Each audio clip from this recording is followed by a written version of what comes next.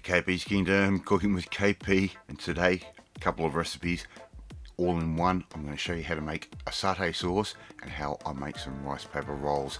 Let's get on with it. First thing I've got is in that bowl I have a little bit of fish sauce, a little bit of soy sauce, around about the 2 teaspoons of each, and I've also got a little bit of vegetable oil, about 2 teaspoons of that as well. You could also use the peanut oil. I'm squeezing a lime into that. I'm just going to strain off any seeds that go straight in, and I've also got a little bit of garlic paste in there. I'm going to put a teaspoon of hoisin sauce, a good big dollop of peanut butter, a smooth peanut butter. You can use crunchy if you want. Give it a splash of rice wine vinegar as well, be about a teaspoon or so, and we're going to try and amalgamate or blend in that peanut butter with that sauce. I'm actually going to put that into the microwave for about 30 seconds so that peanut butter warms up a little bit, and we'll just blend in with everything else that we've got going on. It's a very basic satay sauce, but it's a perfect dipping type sauce. Alright, let's get on to our rice paper rolls. Alright, so if you have actually watched my honey lemon noodle salad, well, this is the leftovers of that, and there's no point in throwing that out at all. It's a very simple basic recipe. We're going to add to it, we're going to add in some snow pea sprouts, just like I'm doing right there. Just cut those up into nice little chunks like that.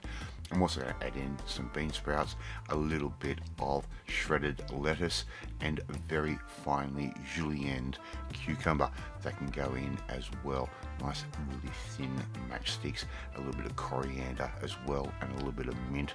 Won't go astray. Just put all of that together like that. This is a way how you can repurpose some of your leftovers from the night before's dinner. It's very hot here at the moment in Australia, and it's the perfect meal. This, we're going to add in a little bit of white pepper straight in like that. That wasn't really in our first recipe. Okay, so we get our rice paper pieces, our little sheets, and we follow the instructions. Do as they say. We're going to put that down. We're just going to add in a little bit of our filling. Not too much, not too little. That can go straight in like that, and it's a real good idea to watch both recipes. That way you'll get the whole deal. We're going to roll that real nice and tight until we get halfway through that sheet.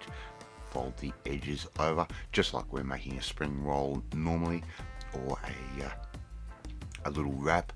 Keep rolling those through, and before you know it, we have one beautiful little rice paper roll. Now, it is chef's privilege to eat the first one to make sure it is good and it's not poison, and it wasn't, so therefore I can make the second one. Put your second sheet down, add a little bit of filling, not too much, not too little. We just want them right.